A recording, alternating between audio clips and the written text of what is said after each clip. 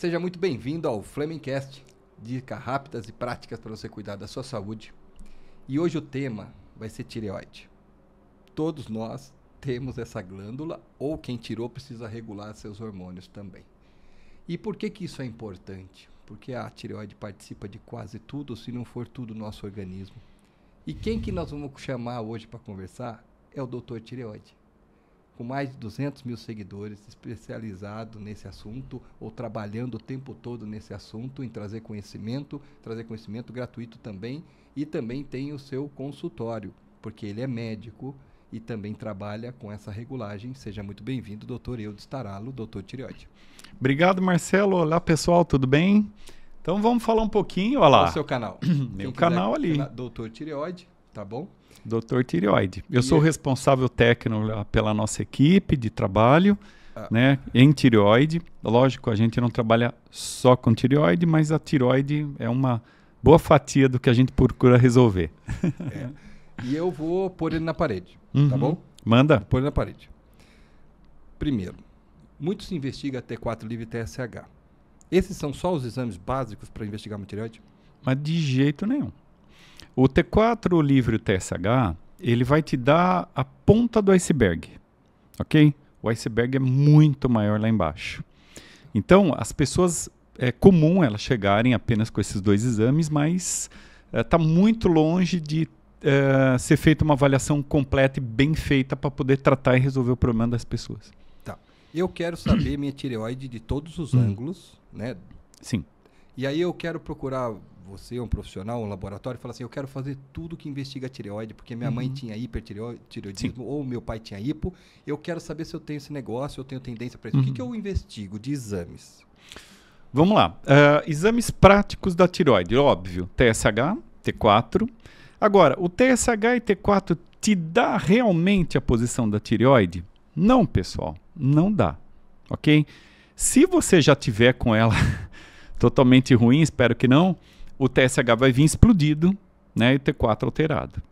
Tem pessoas que estão na fase que é um hipotireoidismo subclínico, que a gente fala. O que é subclínico? Tá lá no vai, não vai. Não apareceu ainda, ok? E aí o TSH T4 não vai pegar, principalmente se for uma autoimune, que a gente chama Hashimoto. Então você tem que fazer TSH T4 livre, T3 livre, o T3 reverso, o anti-TPO, que é a antitiroperoxidase, e a antitiroglobulina no mínimo. Se você está pensando em hipertireoidismo, a gente acaba pedindo o TRAB, que é um marcador, e alguns outros elementos, né, específicos para hipertireoidismo. Bócio, doença de Graves, né, que são patologias tireoidianas. Tá. Você falou alguns exames aí que talvez não é tão habitual nos pedidos médicos, como, por exemplo, o T3 reverso. Isso. Né? E o TRAB. O TRAB você mencionou aí. Me fala um pouquinho sobre o T3 reverso. Para que serve o T3 reverso? Que nem todo mundo pede. E para que serve esse exame? Exatamente. Marcelo, o T3 reverso, ele é controverso, como a gente fala, né? Porque muito profissional tem na cabeça que ele não teria grande importância na avaliação da tireoide, na condução de quem já é, por exemplo, um hipotireoideu, ok? Ou seja, hipotireoideu, tireoide funcionando menos. O T3 reverso, ele me mostra se você está convertendo T4 em T3 ou não, e o quanto ele inibe o TSH. Deixa eu explicar melhor. Então, por exemplo, o T3 reverso vem de 150. Estou chutando alto, tá? Naquele indivíduo. O que quer dizer isso para mim? Que ele tem uma dificuldade na conversão do hormônio T4, que é a levotiroxina, no T3, que é a triodotironina, que é o hormônio ativo da tireoide, é o T3, não é o T4. Sim. Muita gente toma a levotiroxina, que é T4, achando que tá tudo bem. Só que não está convertendo. O que acontece? O T3 reverso explode, inibe o TSH. Então você olha o TSH, sei lá, a pessoa vem com 4,5 do TSH. Certo. T4 muitas vezes ali num padrão bom, T3 também, só que o T3 reverso estourado. Isso pode nos dizer que não tem conversão, por uma série de fatores. Falta de selênio, falta de zinco, iodo. Então, o T3 me monitora se ele está convertendo. E isso está inibindo o TSH. Inibindo o TSH. Porque às vezes o número do TSH é erroneamente, ele aparece erroneamente, ele não está, na verdade, naquilo. Entendi. É que o indivíduo não está conseguindo converter. E tem pessoas que têm uma condição que chama-se resistência ao hormônio de tireoide. Eu tenho casos ali que a gente vê no nosso dia a dia, na minha equipe ali, que eu sou o responsável pela equipe, a gente vê pessoas que têm resistência ao hormônio de tireoide. Toma um monte, dose alta e não vai. Você vai dosar o T3 reverso, está lá em cima. Então você tem que ir lá e cuidar disso daí. Ok? Além disso... Prazer, T3 reverso. É isso aí. Esse foi o Flemingcast T3 reverso, já valeu. Porque é isso aí. É um exame, então... Necessário. Necessário, se você tem esse problema, dá uma olhada. E outra, né, Marcelo? A gente faz cálculos matemáticos. Então, quando eu pego um exame que vocês encaminham para nós lá, a gente faz um cálculo matemático em cima do exame. Então, você faz a relação entre... Até agora vocês graciosamente estão mandando para a gente, pronto, a relação entre o T3 livre e o T4 livre, que é um cálculo matemático. Essa relação, ela tem que ficar em torno de 0,31. Para quem está ouvindo a gente aqui, sim, você pode pegar um exame que você fez ali com o Fleming e vai ver que está escrito assim, ó, relação T3-T4. Se ela tiver muito baixa, ok? Você está com falta provavelmente de hormônio, de conversão de hormônio de tireoide. Se tiver muito alta, você está com excesso de hormônio de tireoide. O ideal é estar em torno de 0,30 a 0,31, que é o que os estudos mostram. Tá. Que essa é a melhor correlação. Então, só eu basear um ajuste fino na tireoide só com T4 livre e TSH, ele pode ter lacunas ali. Pode. Gaps. E quem é hipertiroideu, né? Não vamos falar só de hipo, vamos falar do hiper. Isso, vamos falar do Graves. Hiper, então. Vamos falar do hiper, então. Isso. No caso do hiper, a gente faz também esses exames? Faz, e faz o TRAB. Qual é a função do exame TRAB? O TRAB, ele vai me dizer o quanto aquele hipertireoidismo, né? Vamos explicar de maneira mais simples aqui. Ele é lesivo ao seu corpo. O quanto essa tireoide está ali naquela hiperatividade, se matando de produzir hormônio, e isso está lesando o seu corpo. Tá. O que significa a palavra TRAB?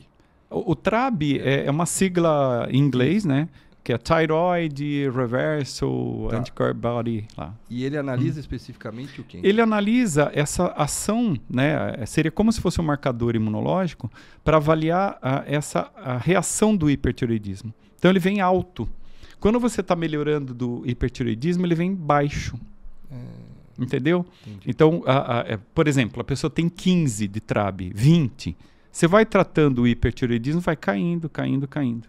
Então, ele monitora a evolução da qualidade de vida. A gravidade e a reação. Para falar mais objetivo, isso, né? Isso. Então, não é o caso de falar coisas técnicas aqui, né? Para as pessoas entenderem direitinho. Tá bom. Me responde uma outra coisa. Existem algumas vitaminas, existe alguma coisa que também interfere no metabolismo da tireoide? Existe alimentos ou existe algum suplemento?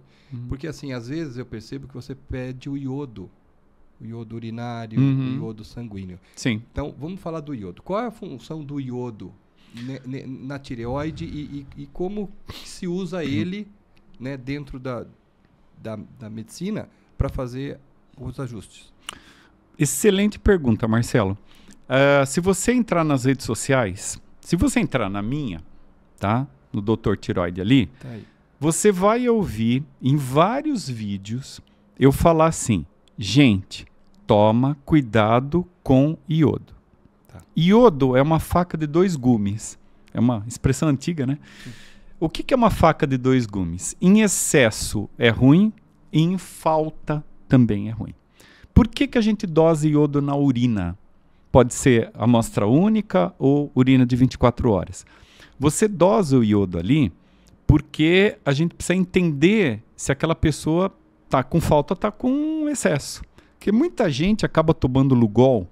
Você aí que toma Lugol, toma cuidado, tá? Tem muito profissional que a gente assiste vídeos, até famosos, que estão mandando as pessoas tomar Lugol. Cuidado. Porque sem dosar o iodo, Então, sem o exame... a gente não dá Lugol, tá? Nem o Lugol, nem alga, né? Tem aí, sei lá, clorela, tem um monte de algas. Ah, é Que naturalzinho. é fonte de iodo. Que é fonte de iodo. É naturalzinho, eu vou tomar, é bom para tiroide. Cuidado, gente. Ok? Por que que tem que ter cuidado? O iodo ele é importante para a conversão do T4 em T3. Se você não tem iodo, selênio, zinco, vitamina D, magnésio, complexo B, né? Você não converte o hormônio T4 em T3. Aí a pessoa... Ela participa, então, nessa conversão. Isso é fisiologia. Você tem que pedir esses exames. Tá.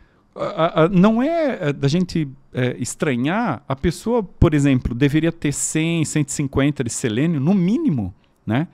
E ela vem com 20, 30, 40. Está faltando selênio. Quais são as fontes de selênio? Né? São poucas. Muita gente acha que a castanha do Pará, por exemplo, iria suprir a sua necessidade de selênio. Em parte. Não é a gente pega pessoas que comem castanha do Pará, vai fazer selênio, vem baixo. Ela não está absorvendo. Sim. Porque é muito comum no hipotireoidismo. Desbiose dá isso, né? Isso, é muito comum no hipotireoidismo a pessoa ter um problema intestinal que se chama desbiose, que ela não tem absorção do que ela está usando de suplemento ou está comendo. Então, por isso que no tratamento da tireoide você tem que acertar a dieta, ver os alimentos que ela é intolerante, tratar o intestino, essa desbiose intestinal que a gente chama, né? E tem exame para isso, para avaliar isso. Tá. Muito importante. Não, e eu tenho parentes que têm hipotireoidismo, não só um só. Sim. E eu vejo que no seu pedido você pede um outro exame também interessante, que é o SHBG, que é o hormônio da globulina ligadora sexuais, né? Hormônio... Isso. Isso. Qual é a função do SHBG numa tireoide? Pergunta muito interessante. O SHBG ele é um marcador hormonal dos hormônios sexuais. Está escrito lá, né? Porém, ele também marca vamos dizer, a atuação do hormônio T3 nos tecidos periféricos do corpo, nos órgãos, nos tecidos.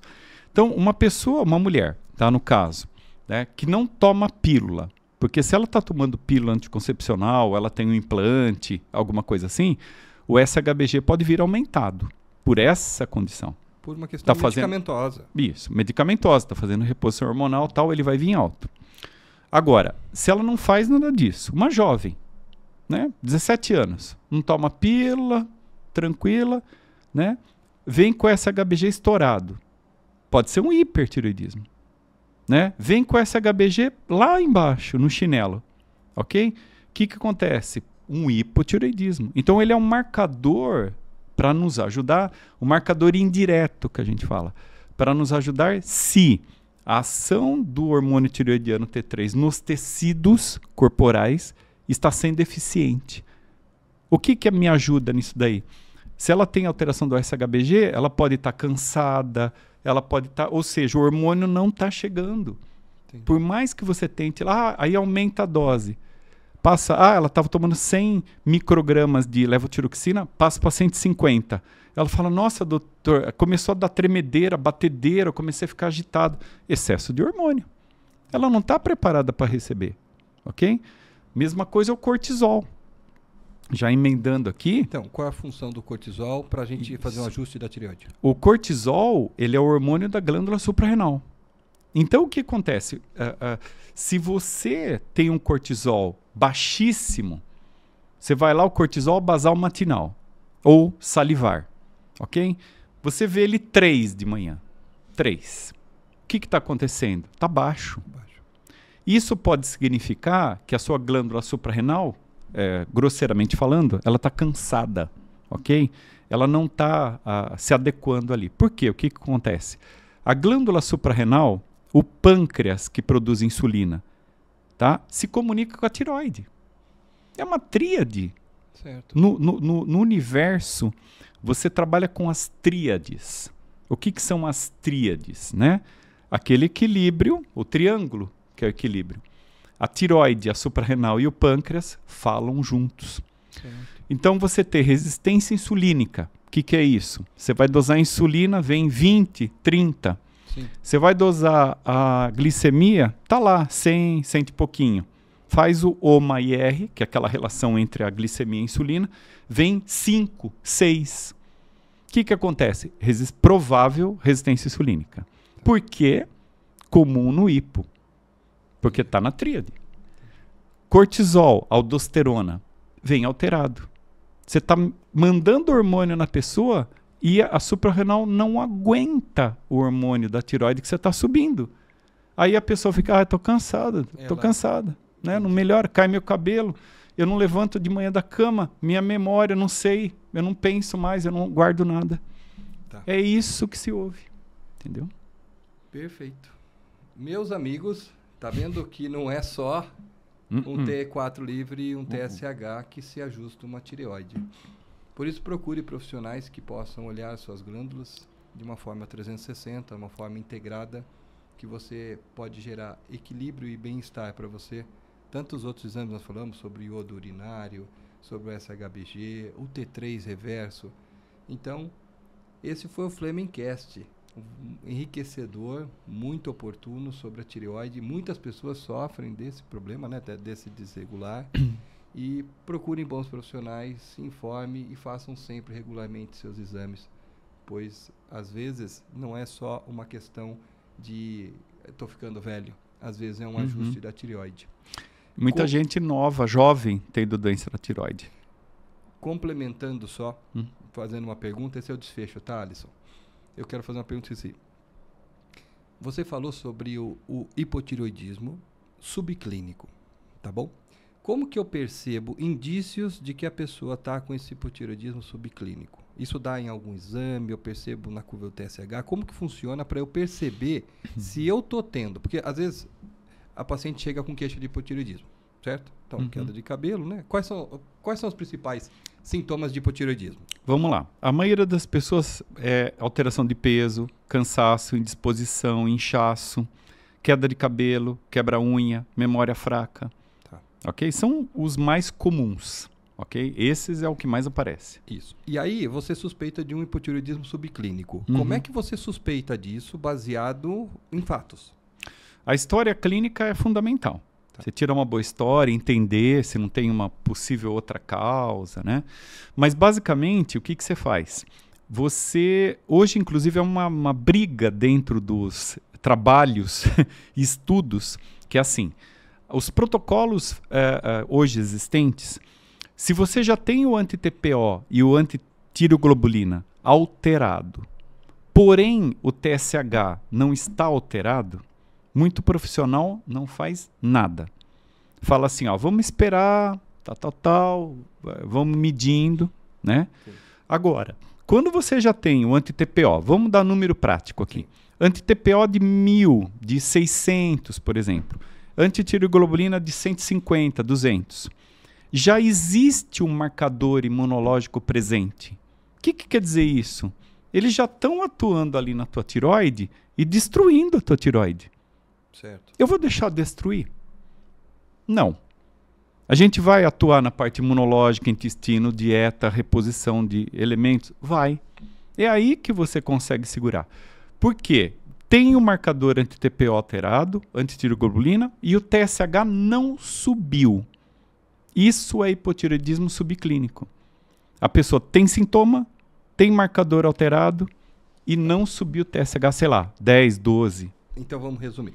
Você tem aí quadro clínico dos principais sintomas que indicam o hipotireoidismo. Isso. Depois você tem dois anticorpos alterados. Que alterados. São... O anti-TPO e a antitireoglobulina. E aí, a gente fecha o quadro clínico com o que do TSH? Que e aí, o subclínico, você não vai ver o TSH explodir. Ele não vai passar... Muitas vezes vem 20, 10, 15. Não. Às vezes ele vem 4, 4,5. Né? Fica naquele vai, não vai.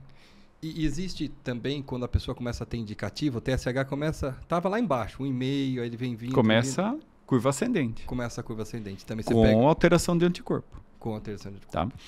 Existem tratados de tireoide, né, que dizem que a tireoide tem 5 estágios, do 1 ao 5.